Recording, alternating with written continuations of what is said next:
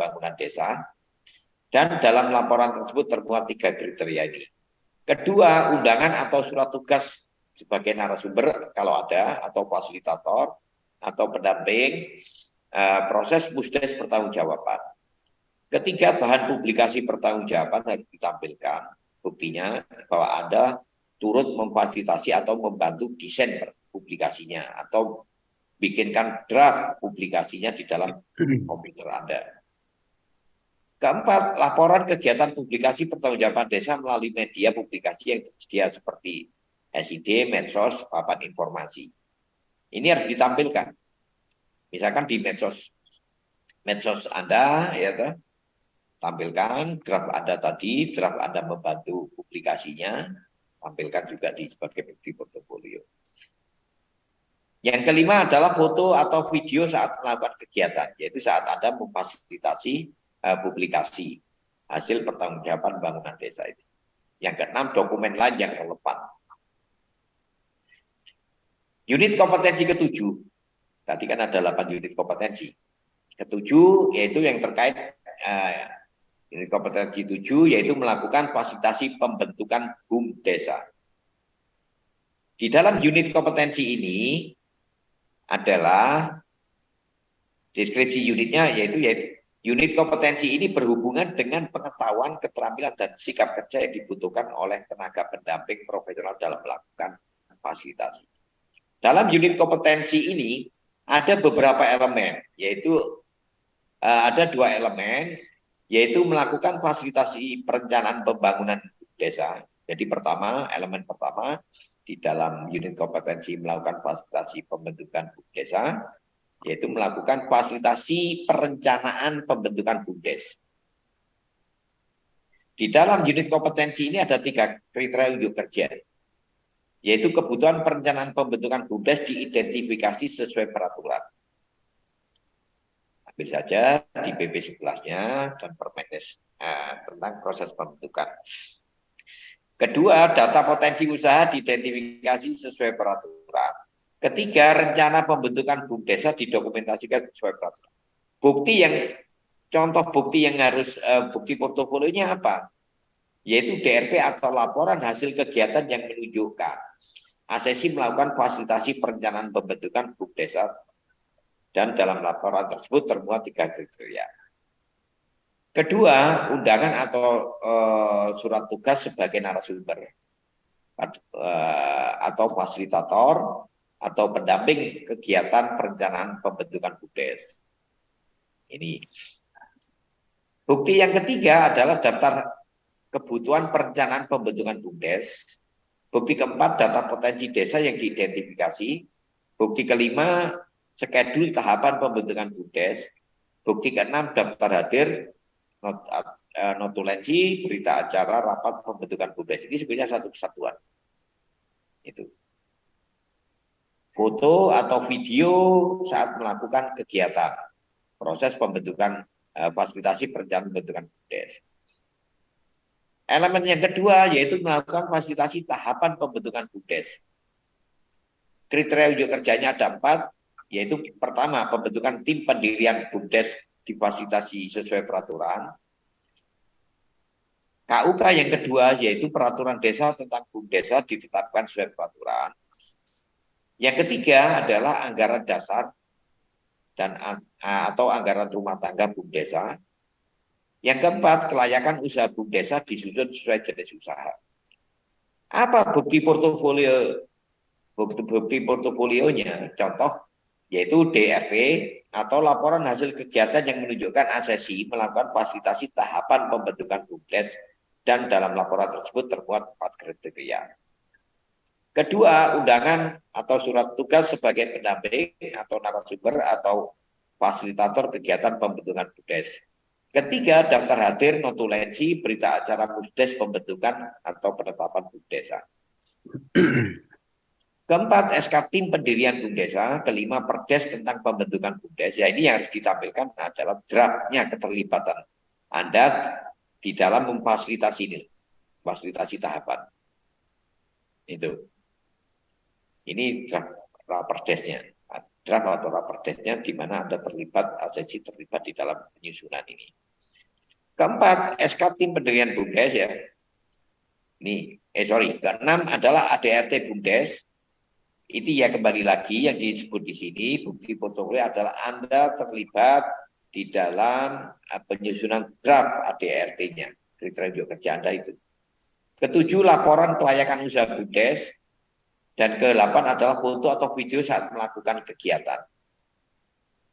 Sekarang unit kompetensi yang terakhir di dalam SKKNI pendamping lokal desa ada 8 unit kompetensi. Yang unit kompetensi ke-8 ini terkait dengan penyusunan laporan hasil kerja. Hasil pendampingan, penyusunan laporan hasil kerja pendampingan. Unit kompetensi ini berhubungan dengan pengetahuan, keterampilan, dan sikap kerja yang dibutuhkan oleh tenaga pendamping profesional untuk menyusun laporan hasil kerja pendampingan.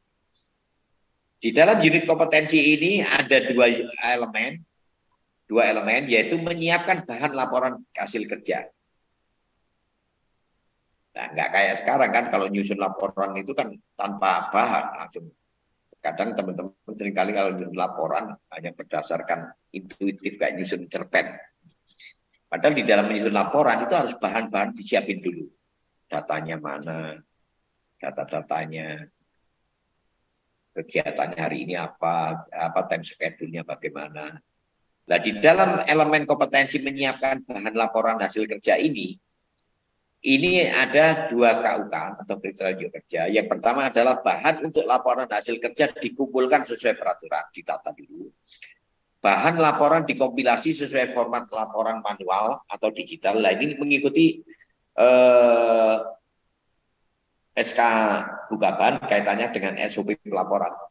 Itu diikuti karena sudah ada SOP ya, SOP tentang pelaporan. Kita harus mengikuti pom-pomnya, mengikuti itu. Bukti portofolionya apa? Yaitu DRP atau laporan hasil kegiatan yang menunjukkan asesi menyiapkan bahan laporan hasil kerja. Dalam laporan tersebut termuat 2 kriteria kerja. Kedua, dokumen laporan harian, daily report pendamping desa atau DRP. Ketiga, dokumen laporan kinerja bulanan manual atau digital. Ini banyak teman-teman yang telah membuat juga laporan yang manual. Banyak itu kemarin, laporan-laporan manual. Keempat, dokumen laporan tahunan. Kelima, dokumen laporan kinerja insidentil sesuai penugasan. Keenam, dokumen lain yang relevan. Adapun elemen kedua dari unit kompetensi ke-8 ini yaitu membuat laporan hasil kerja.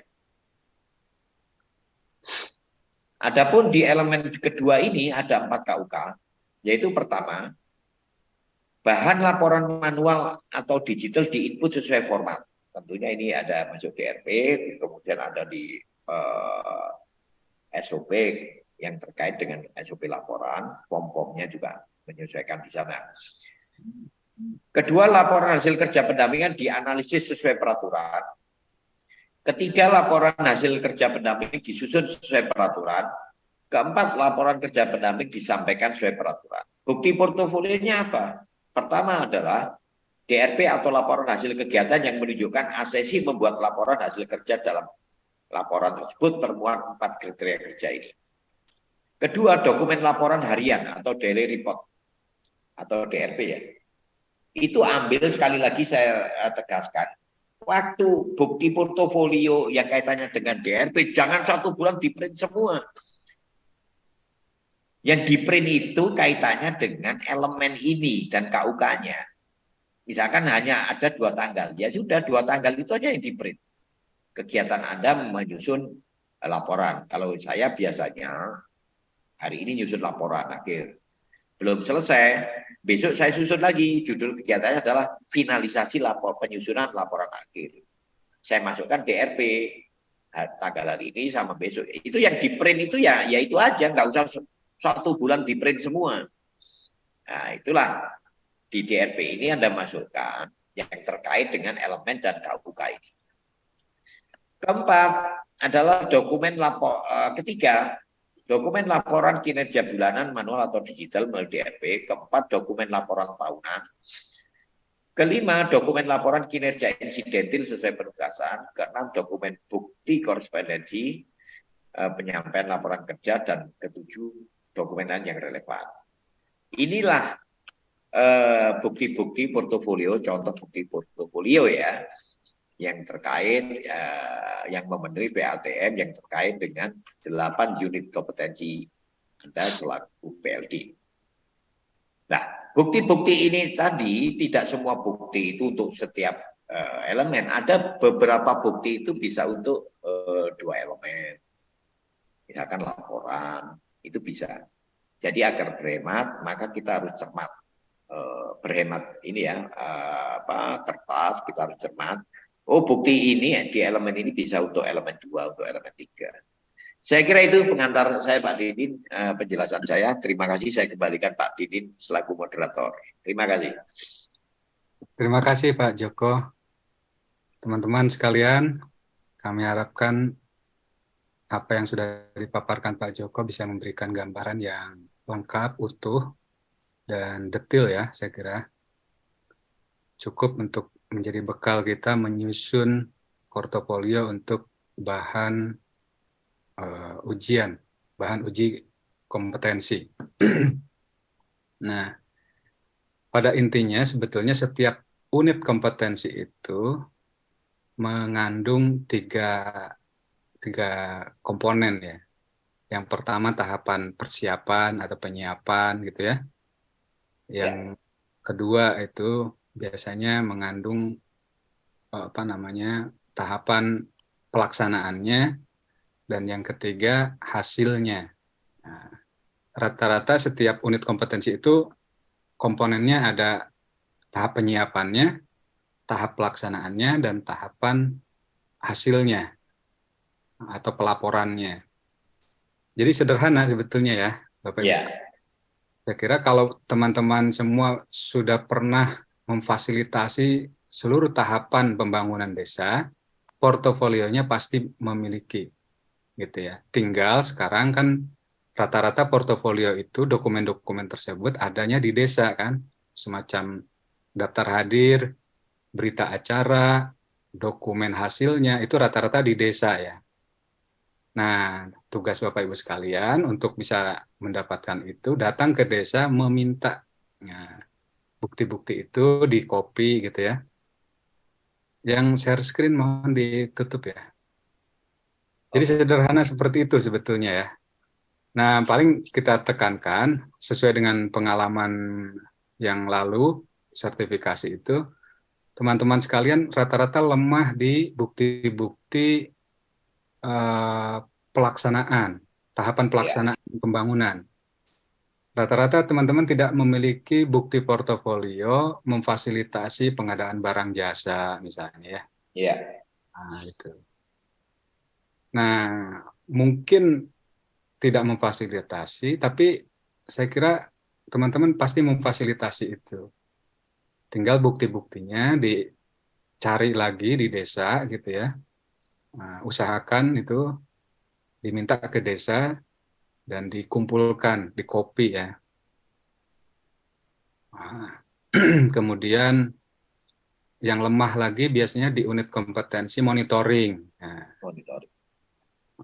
biasanya rata-rata teman-teman itu kan diajak ya, dilibatkan oleh kecamatan gitu ya. Jadi instrumennya, perencanaannya, sampai hasilnya itu biasanya dimiliki kecamatan. Nah, bukti-bukti itu coba dicari lagi, diminta di kecamatan, di copy gitu ya, sampai hasil monitoringnya. Itu rata-rata lemah di situ. Kemudian di fasilitasi pertanggungjawaban juga gitu ya. Karena mungkin rata-rata desa tidak menggelar musdes pertanggungjawaban gitu ya.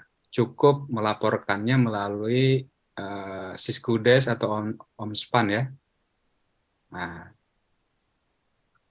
Nah, kalau yang memfasilitasi musdes itu saya kira teman-teman punya dokumen-dokumen bukti keterlibatan teman-teman dalam memfasilitasi pertanggungjawaban desa itu. Dicari lagi di desa, diminta daftar hadirnya, berita acaranya, dokumen-dokumen hasilnya.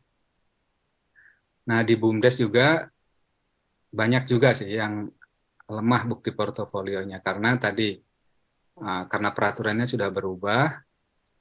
Tapi semestinya kalau Bapak Ibu sekalian terlibat memfasilitasi, portofolionya juga pasti lengkap itu ya. Karena desa-desa sekarang kan pada tahapan melaksanakan perintah PP 11 dan Permendes 3 gitu ya. Mulai dari pendaftaran nama, pendaftaran badan hukum, itu pasti teman-teman memfasilitasi itu. Mulai dari Musdes penetapan nama gitu ya, ada ART, menyusun program kerja gitu ya. Nah, saya kira teman-teman punya itu ya, kalau memang pernah memfasilitasi. Nah, problemnya yang belum pernah memfasilitasi gitu ya. Nah, mumpung masih ada waktu ini dan masih dalam tahapan melaksanakan perintah PP 11 dan Permendes 3, segera gitu ya fasilitasi desa-desa untuk melakukan pendaftaran nama dan pendaftaran badan hukum BUMDes. Jadi itu. Ini teman-teman sekalian sudah hampir lewat 1 jam. Kita mau tidak mau harus mengakhiri. Kita tidak membuka tanya jawab secara lisan ya, karena pasti nanti banyak yang mau dan akan mengambil banyak waktu juga. Saya akan merespon beberapa pertanyaan yang muncul yang disampaikan lewat chat ya. Ini ada dari Dwi Harno dari Kota Waringin. Kami PLD Angkatan 2022 belum pernah melakukan pendataan SDGs, namun pernah memfasilitasi kegiatan pendataan Regsosek.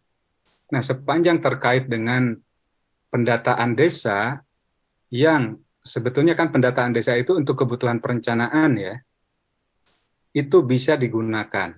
Pendataan misalnya pendataan KPM-BLT misalnya ya, pendataan IDM.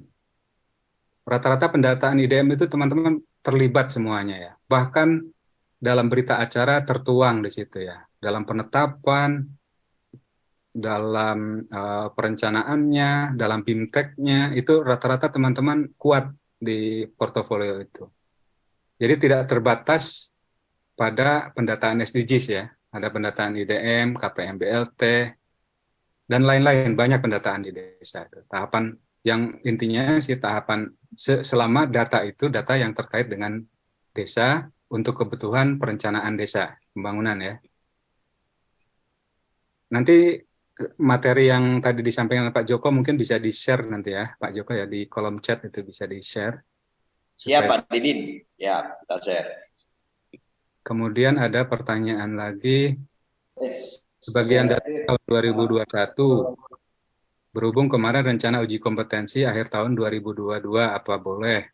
Sepanjang relevan, tadi kan syarat relevan sudah bisa dipahami ya. Sepanjang relevan tidak ada masalah ya. Dokumennya mau 2021, 2022, apalagi ya kalau 2022 saya kira masih sangat relevan, itu bisa digunakan.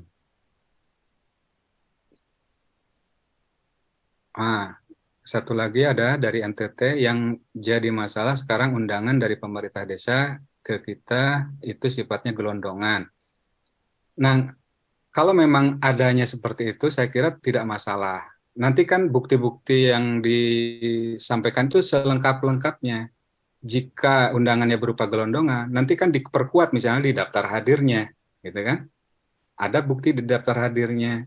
Nah, kemudian ada bukti foto-fotonya bahwa teman-teman sekalian menghadiri kegiatan yang dimaksud itu. Jadi kalau memang adanya undangan gelondongan kepada PLD misalnya, kalau bukti-bukti yang Bapak Ibu sekalian beragam, lengkap, nanti bisa didukung oleh bukti lainnya berupa daftar hadir, gitu ya, berita acara, foto. Jadi tidak masalah kalau memang adanya seperti itu. Kami nggak pernah diberikan surat tugas, hanya undangan. Tidak masalah ya. Nanti kan kalau bukti-bukti pendukung itu lengkap, tadi seperti tadi ada undangan, berita acara, dan seterusnya itu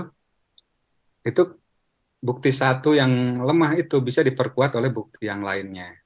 Intinya struktur struktur bukti portofolio itu yang utama adalah laporan kegiatan gitu ya, berupa DRP. Kalau yang lalu-lalu kan ada kunjungan lapangan, ada laporan bulanan ya. Dulu laporan bulanan ya. Jadi yang utama itu. Nah, undangan lapor apa namanya? Undangan foto, daftar hadir, berita acara itu kan sifatnya lampiran, menguatkan bahwa apa yang dilaporkan itu benar dilakukan gitu kan. Jadi tidak ada masalah menurut saya ya. Kalau memang surat tugasnya tidak ada misalnya ya, hanya berupa undangan. Nanti bukti-bukti yang lain yang kalau Bapak Ibu sekalian lengkap memberikan buktinya, saya kira bisa didukung oleh bukti yang lain. Bukti yang lemah bisa dikuatkan oleh bukti yang lainnya yang menguatkan. Intinya yang utama adalah bukti laporan hasil pekerjaannya berupa DRP maupun laporan bulanan kalau yang lalu-lalu gitu ya.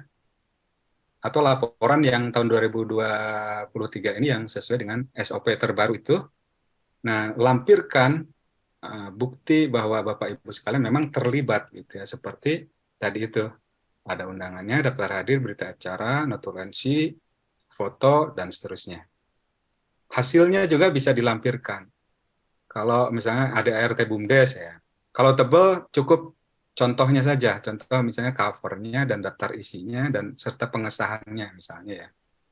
Kalau bukti-bukti yang akan ditampilkan misalnya hasilnya berupa perdes, berupa dokumen RPJMDes dan seterusnya, memang tebal gitu ya. Tapi mau dilampirkan sebagai bukti, cukup itu di copy beberapa halaman saja, cukup covernya yang menunjukkan nomor dan judul peraturan kan, kemudian daftar isinya, kemudian halaman belakang, halaman pengesahannya.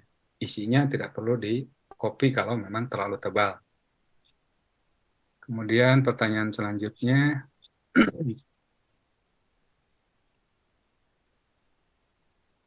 pakaian. Nah, pakaian nanti pas pelaksanaan pasti ada tata tertib ya. Kalau pengalaman yang tahun lalu, pakaian itu teman-teman diminta untuk berpakaian seragam. Kita kan sudah punya seragam ya.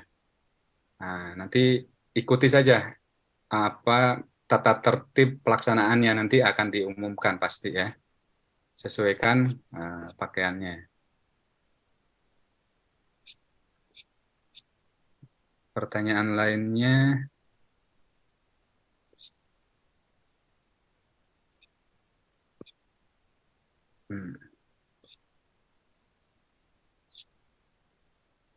cukup itu semua habis pertanyaannya.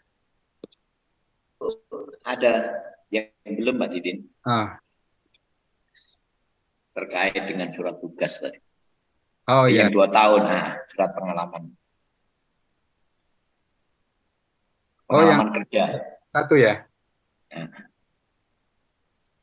Untuk APL 1 itu pengalaman pendampingan itu, ini juga tahun lalu banyak ini ya, ada masalah juga terkait dengan pemahaman pengalaman 2 tahun itu. Jadi pengalaman 2 tahun itu pengalaman kegiatan pembangunan desa dan atau pemberdayaan masyarakat. Jadi tidak hanya terbatas pada pengalaman teman-teman menjadi pendamping ya. Intinya kegiatan-kegiatan yang terkait dengan pembangunan desa dan pemberdayaan masyarakat desa itu bisa dilampirkan sebagai bukti Bapak Ibu sekalian punya pengalaman 2 tahun ya. Nah, misalnya pernah menjadi KPMD misalnya, itu bisa dilampirkan menjadi bukti Bapak Ibu sekalian punya pengalaman pemberdayaan. Bisa menjadi Karang Taruna Desa misalnya. Bisa menjadi kader posyandu misalnya ya. Banyak pengalaman-pengalaman yang bisa disampaikan sebagai bukti 2 tahun pengalaman gitu ya. Nah ini tadi ya ada pertanyaan dari PLD Jawa Timur ini ya Pak Zainal. Kalau kita ketika mulai kerja sebagai PLD tapi BUMDesnya sudah berdiri, bagaimana pembuktian portofolionya? Nah sebetulnya tidak ada masalah karena yang apa namanya BUMDes yang sudah berdiri sejak lama itu kan harus penyesuaian lagi itu.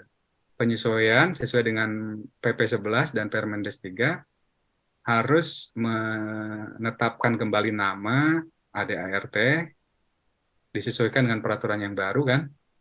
Kemudian daftar nama dan mendaftar badan hukum. Nah, mestinya tahapannya kan sudah sejak tahun 2022 lalu ya. Mestinya Bapak Ibu sekalian pernah mendampingi kalau memang mengikuti kegiatannya. Pernah memfasilitasi pastinya kalau Bapak Ibu sekalian ini melaksanakannya. Karena itu sudah sejak tahun lalu kan aturannya diberlakukan.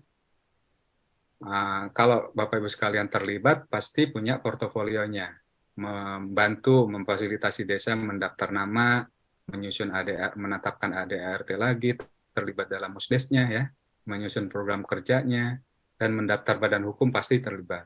Kalau memang belum, ya bagaimana ini? Ya usahakan. Kalau tidak punya portofolio artinya kan belum siap kan. Nah, jadi tidak bisa dipaksakan kalau memang tidak punya portofolionya. Kecuali ini masih ada waktu, manfaatkan untuk bisa memiliki portofolionya. Jadi fasilitasi desa segera ya. Fasilitasi untuk pendaftaran nama, pendaftaran badan hukum. Dan jangan lupa supaya punya portofolio, bukti-bukti keterlibatan Bapak Ibu sekalian dokumentasikan dalam musdesnya, daftar hadirnya, berita acara, dan seterusnya itu dikumpulkan menjadi bukti. Kemudian, apakah bukti kegiatan harus ditunjukkan dari semua desa dampingan atau cukup satu? Cukup satu ya. Tidak ada hubungan dengan lokasi ini. Ya. Jadi cukup satu ya. Intinya, patokannya itu ya. Setiap unit kompetensi itu kan ada elemen dan kriteria unjuk kerja. Elemen dan kriteria unjuk kerjanya harus tergambar gitu ya. Jadi harus tergambar bahwa elemen dan kriteria unjuk kerjanya terpenuhi gitu. Apakah misalnya di tahap persiapan portofolionya di desa A misalnya, lalu di tahap pelaksanaannya di desa B itu tidak masalah. Atau hanya di satu desa saja misalnya, mulai dari persiapan, pas pelaksanaannya dan sampai hasilnya itu di satu desa tidak masalah. Di beda desa tiap tahapannya nggak masalah. Yang penting harus tergambar kriteria unjuk kerja dan elemennya itu harus tergambar. Karena yang akan kita nilai itu kan Bapak Ibu sekalian kompeten, unjuk kerjanya terpenuhi gitu ya. Bapak Ibu sekalian bahasa gampangnya itu bisa lah melakukan ini ya, gitu kan. Yang jadi pertanyaan ini di desa dampingan sudah berdiri BUMDes dan waktu pendirian BUMDes Maaf, materi saya sudah kekirim belum? Ada sedikit trouble ini di laptop. masih di tempat tugas lama. Bagaimana dokumennya? Tadi sudah dijawab ya. BUMDes rata-rata mendudukan BUMDes misalnya 2017. Nggak masalah ya, karena lewat peraturan baru itu mandatnya atau perintahnya harus disusun ulang kan, dibentuk ulang, mulai dari merumuskan, menentukan namanya, sampai mendaftarkan badan hukumnya. Jadi tidak ada masalah. Bisa teman-teman sekalian memiliki portofolio terbaru kalau memang memfasilitasi pendaftaran dan pendaftaran badan hukum sesuai dengan PP 11 ya. Ini banyak ya pertanyaan BUMDes ini, tadi sudah dijawab.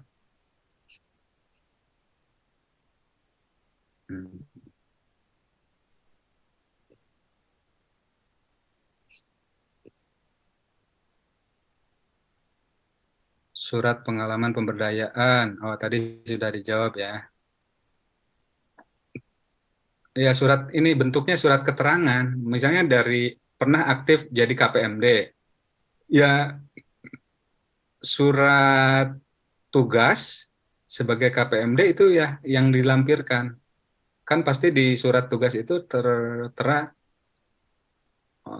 nama, bertugasnya sejak kapan sampai kapan kan tertera. Atau kalau itu bisa meminta surat keterangan ke desa bahwa memang yang bersangkutan atau teman-teman pernah jadi KPMD di desa ini, dikeluarkan suratnya oleh desa gitu ya. Atau pernah jadi Karang Taruna ya, surat keterangan dari pengurus Karang Taruna gitu ya. Dilampiri dengan SK misalnya dan seterusnya. Nah, ini PLD baru di angkatan 8 bulan, apakah bisa Nggak ikut bisa sertifikasi? Mestinya kan sudah disyaratkan yang minimal sudah aktif 1 tahun, selama anggaran ya. 1 tahun. Tapi secara teoretik sebetulnya bisa saja kalau memang portofolionya memiliki, gitu kan.